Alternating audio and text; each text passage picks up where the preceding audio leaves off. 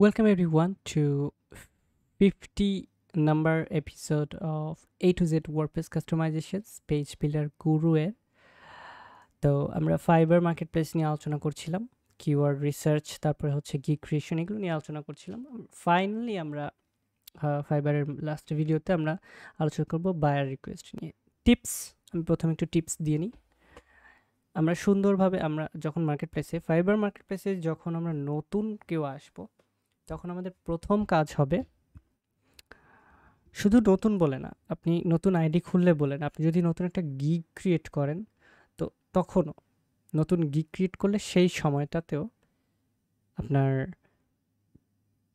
যে ইয়াটা মানে নতুন গিগ ক্রিয়েট করলে সেই গিগ রিলেটেড কাজগুলোতেও বায়ার রিকোয়েস্ট পাঠাতে হবে। এইটা কাইন্ড অফ বলতে পারেন ম্যান্ডেটরি, কারণ আপনি নতুন বা আপনার গিগটা নতুন, মানে আপনি মার্কেট প্লেসে নতুন আসছেন অথবা আপনার গিগটা নতুন ক্রিয়েট করছেন, তো এই গিগটাকে তো আপনার কি করতে হবে, এই গিগটাকে আপনার র্যাঙ্কে তুলতে হবে। তো র্যাঙ্কে তুলতে গেলে আপনি কি করতে পারেন, র্যাঙ্কে তুলতে গেলে কিছু কাজ আছে, আমি টিপসগুলো একটু দেই। প্রথমত আপনি যেটা করবেন, আপনাকে অনলাইনে থাকতে হবে। অনলাইনে থাকার মানে এই না যে 24 ঘন্টা অনলাইনে থাকবেন, নো। আপনাকে আপনি যতক্ষণ পসিবল ততক্ষণ অনলাইনে থাকবেন, তবে চেষ্টা করবেন কিছু সময় আছে, মানে নতুনদের জন্য বলছি। আমার এখানে যেমন এই যে অ্যাক্টিভ 609টা গিগ শো করে, সরি বায়ার রিকোয়েস্ট শো করে। আসলে নতুন সেলারদের জন্য এত শো করে না, যারা লেভেল পায় তাদের হচ্ছে এতগুলা বায়ার রিকোয়েস্ট শো করে, ওই 50 দিন আগেরটাও শো করে, বাট নতুনদের এতগুলো শো করে না। নতুনদের যেটা ম্যাক্সিমাম টাইমে আসে দেখা যায় রাত 9:30 থেকে 10টার মধ্যে, আর হচ্ছে এই যে রাত 2টা 3টা থেকে 4টার মধ্যে। আমি অবশ্য নতুন তো অনেক আগে ছিলাম, তবে যতদূর মনে হয় এরকম টাইমগুলোতে বায়ার রিকোয়েস্ট শো করে। আর সকাল হচ্ছে 9টা 10টার দিকে। কেন আমি বলি, আপনি যদি বিভিন্ন কান্ট্রি ভেদে চিন্তা করেন, ইউএস এর ক্লায়েন্ট যারা, তাদের ওখানে মানে আমাদের সকাল 9টা 10টা মানে তাদের ওখানে রাত 9টা 10টা। তো ইউএস এর ক্লায়েন্টরা সারাদিন অফিস করে কাজকর্ম করে যখন বাসায় ফ্রি হচ্ছে, তখন কিছু বায়ার মানে কিছু হচ্ছে জব পোস্ট করতেছে। সিমিলারলি যারা কিনা ইউকের ক্লায়েন্ট, তারা দেখা যাচ্ছে যে ওরকম ভোর 3টার দিকে টিকে মানে করতেছে, কারণ ওরা আমাদের থেকে 5 ঘন্টা আগায়, ঠিক আছে? সো আমাদের এখানে ভোর 3টা মানে ওদের ওখানে দেখা যাচ্ছে সকাল 8টা 9টা, মানে ওরা সকালে উঠে গেছে। তো এরকম কিছু ক্যালকুলেশন আছে, এটা আপনারা কিছুদিন যখন নতুন থাকবেন, আপনারা যখন ওই যে বায়ার রিকোয়েস্টের পেজটা রিলোড দিতে দিতে দেখবেন যে কখন আসতেছে, আপনারা নিজেরাই টাইম টেবলটা বুঝে যাবেন। ওয়েল, তো বায়ার রিকোয়েস্ট সেন্ড করতে হবে কেন, যে টিপসগুলো দিচ্ছিলাম, আপনি আপনার অনলাইনে থাকার চেষ্টা করবেন এরকম সময়গুলোতে, এবং এটা একটু বেশি সময় লং টার্মের জন্য, যাতে আপনার গিগটা অনলাইন শো করে। এই একটা বিষয়। দ্বিতীয় বিষয়টা হচ্ছে যে ইয়াগুলা আছে, মানে সোশ্যাল মিডিয়াগুলা লাইক ফেসবুক, ইনস্টাগ্রাম, টুইটার, তারপরে হচ্ছে আরও কিছু কিছু জায়গা আছে। এই জায়গাগুলোতে আপনি আপনার গিগ লিঙ্ক শেয়ার করতে পারেন, যেটাও যে গিগ যখন ক্রিয়েট করবেন তার পাশে শেয়ারের বাটন থাকবে, ওখানেই দেখতে পারবেন যে কোথায় কোথায় শেয়ার করা যাবে। হ্যাঁ, তবে শেয়ারটা করবেন পরিমিত পরিমাণে, স্প্যামিং করবেন না। স্প্যামিং বলতে আপনি দিনে আধা ঘন্টা পর পর গিগ শেয়ার করতেছেন, এরকম করবেন না। স্বাভাবিক 3টা 4টা প্রতিদিন, ধরেন যে 3টা 4টা জায়গায় 2-3 বার করে লিঙ্ক শেয়ার করলেন, তাও লিঙ্ক শেয়ার করবেন শুধু লিঙ্কটাই শেয়ার করবেন এরকম না।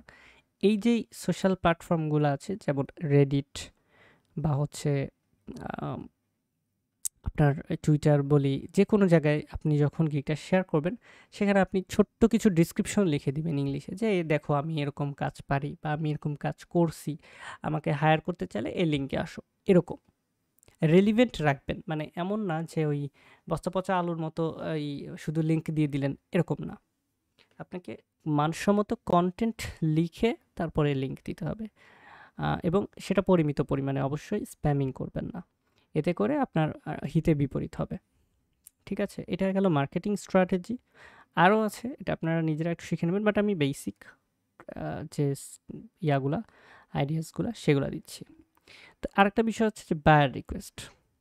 কারণ আপনার মার্কেট সরি সোশ্যাল মিডিয়া থেকে একজন সাধারণ মানুষ যদি আপনার গিগ দেখে, সেইটা যতটুকু ইম্প্যাক্ট ফেলে তার থেকে বেশি ইম্প্যাক্ট ফেলে যদি একজন রিয়েল বায়ার, একজন প্রকৃতপক্ষে রিয়েল বায়ার যদি আপনার গিগটা দেখে।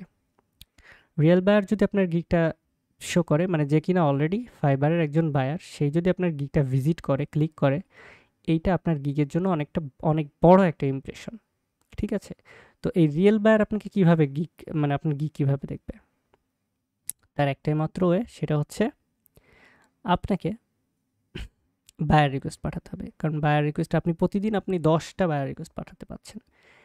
ভেবে চিন্তে দেখে শুনে 10টা বায়ার রিকোয়েস্ট প্রতিদিন যদি পাঠান, হতে পারে প্রতিদিন অন্তত 1-2জন বায়ার আপনার গিগে ক্লিক করতেই পারে। যদি আপনার ভালো মানের গিগ হয় তাহলে ক্লিক করবে। তো ওই যে ইমপ্রেশন বাড়তেছে, আর যত ইমপ্রেশন বাড়বে, যত ক্লিক বাড়বে, ভিউ বাড়বে, তত আপনার গিগটা র্যাঙ্ক করবে। এবং এই যে প্রতিদিন আপনি 10টা করে বায়ার রিকোয়েস্ট যদি ঠিক মতো পাঠাতে পারেন, তাহলে আপনি দেখা যাচ্ছে কপালে থাকলে 1 মাস বা 1 সপ্তাহ। আমি যখন প্রথম ফাইবারে কাজ করি সেই 2018 সালের শেষের দিকে, তখন আমি প্রথম সপ্তাহেই, মানে প্রতিদিনই বায়ার রিকোয়েস্ট পাঠাতাম 2টা-3টা, 10টা কখনো কমপ্লিট হতো না। বাট 1 সপ্তাহের মাথায় আমি কাজ পেয়েছিলাম, কারণ কোয়ালিটিফুল রিকোয়েস্ট আপনাকে পাঠাতে হবে। তো আমি সেটার একটা এক্সাম্পল দিচ্ছি। এখানে একটা পেজটাকে আবার একটু রিলোড দিই, নতুন কোনো আসলো নাকি, মনে হয় আসেনি। ও আচ্ছা, আসছে। ডিউরেশন 3 days, এটা হচ্ছে 22 অক্টোবর। Okay. Event manager pro for WordPress. I need events set up with registration, payments etcetera. Offer 19টা পড়ে গেছে। ডিউরেশন কত? 3 দিন। বাজেট হচ্ছে 25। বাজেটের দিকে খেয়াল করবেন না, আমি এটা একটু বলছি কেন। এখানে দেখেন আমার একটা কি আছে, I am looking for customization of WordPress website বা theme. I am using blow theme to make it nearly similar to another website I am working on. এটা হচ্ছে লিঙ্ক। লিঙ্কে ঢোকার সময় একটু সতর্ক থাকবেন।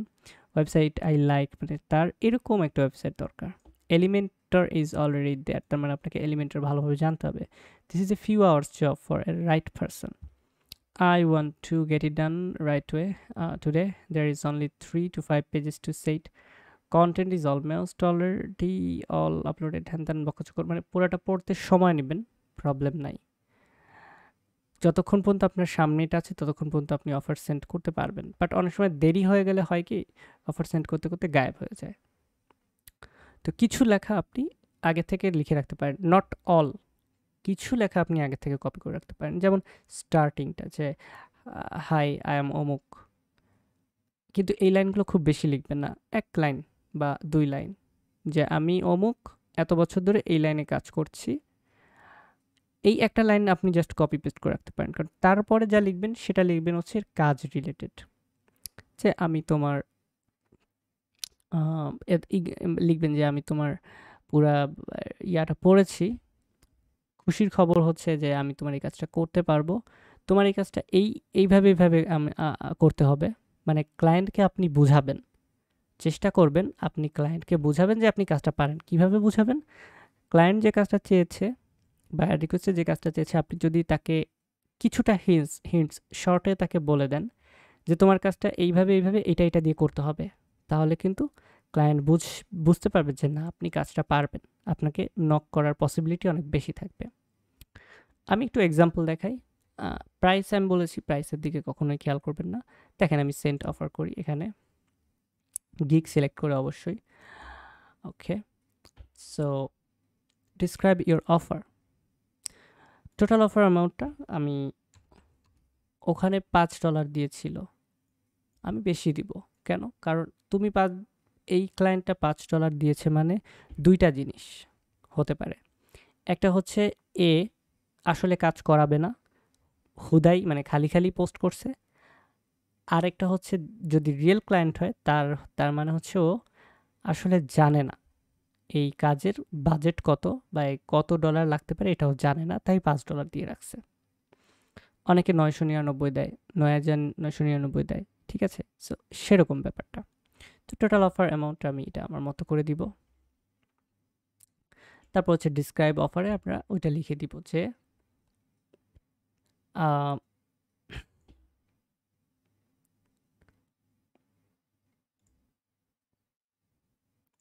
মাল্টি ভেন্ডর চেয়েছে, সো এটা হচ্ছে ওই যেই রিলেটেডে যায় সেটাতেই লিখে দিব 250 ডে হচ্ছে দেখাচ্ছে ও 30 দিন চেয়েছে, আমি এখানে 15 দিন দিব। This is business.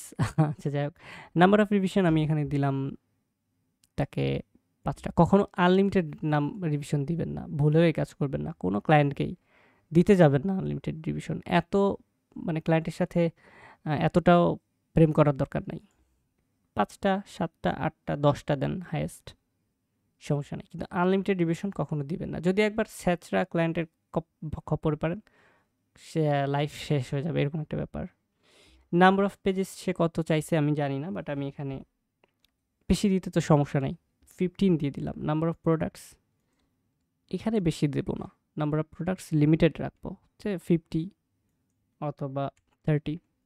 Design customisation আমি তাকে দিব, রেসপন্সিভ ডিজাইনও আমি তাকে দিব, কন্টেন্ট আপলোড করে দেবো, পেমেন্ট গেটওয়ে আপলোড করে দেবো, প্লাগ ইন অ্যান্ড এক্সটেনশন এখানে 15টা বা 20টা দিয়ে দিবেন। একটা ওয়েবসাইট 20টার নিচে প্লাগ ইনে কাজ হয় না নর্মালি, মানে সিম্পল ওয়েবসাইট ক্রিয়েট করতে গেলে 20টা প্লাগ ইন হয়ে যায়। সো এরকম সিলেক্ট করে দিয়ে এখানে লিখবেন হাই,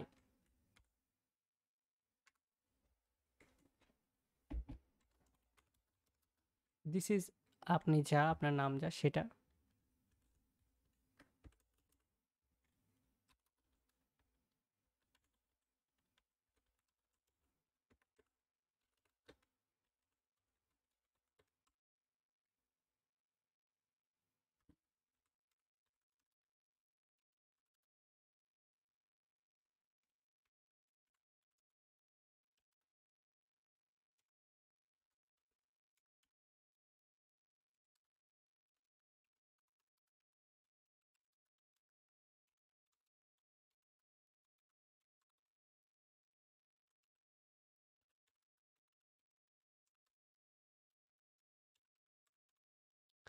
আমি অনেক কাজ করেছি এর আগে, এটাই আমি লিখেছি, 4 বছর ধরে কাজ করেছি, এটাও লিখেছি, কিন্তু কি কাজ করেছি, ক্লায়েন্ট যে ওয়েবসাইট চাইছে আমি সেই ধরনের কাজ করেছি, আমি তাকে সেটাই জানালাম যে I have made a lot of multivendor websites before.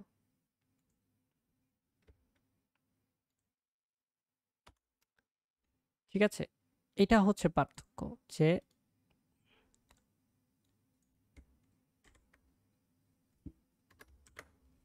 যে আমি তাকে লিখছি যে আম, আমি 4 বছর ধরে কাজ করছি, আমি স্পেশালিস্ট এই সেক্টরে, বাট এবং আমি অনেকগুলা ওয়েবসাইট ক্রিয়েট করেছি, কিন্তু কি ওয়েবসাইট, সে যে টাইপের ওয়েবসাইট দিয়েছে বা চাচ্ছে সেরকম। I have made a lot of multivendor website before. এরপরে আমি লিখতে পারি এরকম, you will be glad to know that I am able to make digital products multi-vendor marketplace for you। সে যে কাজটা চেয়েছে সেটা আমি করতে পারবো, মানে একটু ডিটেলসে লিখছি, খুব বেশি বড় লেখার দরকার নেই, এত লেখার সুযোগও পাবেন না। মাল্টিভেন্ডর মার্কেট প্লেস ফর ইউ, কিছু এক্সট্রা তাকে করবেন, লোভ দিবেন, যে অলসো তোমার যদি প্রয়োজন হয় আমি এটাও করে দিব, এরকম। সে যেটা যে জিনিস হতে পারে, মানে তার যে ওয়েবসাইট সে যেমনটা চেয়েছে তার থেকে যদি আরও তাতে যদি কিছু এক্সট্রা ফিচার্স অ্যাড করা যায় সেই ফিচার্সগুলোর কথা বলে দিবেন। যেমন আমি এখানে লিখে দিচ্ছি যে I am able to make digital products multivendor web market place for you also with membership and subscription options if you need them। মনে রাখবেন মেম্বারশিপ সাবস্ক্রিপশন, এই যে আমি যে দুটো লিখলাম এটা আপনি সবসময় লিখবেন না, আপনাকে বুঝতে হবে যে কোন ধরনের ওয়েবসাইটের কথা বলছে সে। যেহেতু এখানে মাল্টিভেন্ডার ওয়েবসাইট চেয়েছে, অডিও এবং ভিডিও সেল করবে, ডিজিটাল ওয়েবসাইট, সো ডিজিটাল প্রোডাক্টের ওয়েবসাইটগুলোতে মেম্বারশিপ থাকার পসিবিলিটি থাকে, সাবস্ক্রিপশন থাকার পসিবিলিটি থাকে। তো এই জন্য আমি এটা লিখে দিলাম ইন অ্যাডভান্স। ঠিক আছে? আবার তাই বলে সবসময় এটাই লিখবেন না। কারণ দেখা যাচ্ছে ক্লায়েন্টের এমন একটা ওয়েবসাইট হলো যেখানে এগুলো প্রয়োজনই নাই। তখন কিন্তু হিতে বিপরীত হবে। ক্লায়েন্ট একটা ব্যাড ইমপ্যাক্ট পড়বে, আপনার রিপ্লাই পাবেন না। এরকম। যাই হোক, if you have more to discuss, feel free to contact me. Thank you very much.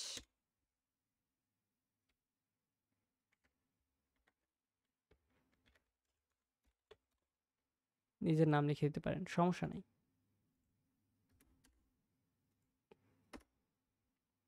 বা হচ্ছে আপনি আপনার যে ইউজার নেম সেটাও লিখে দিতে পারেন।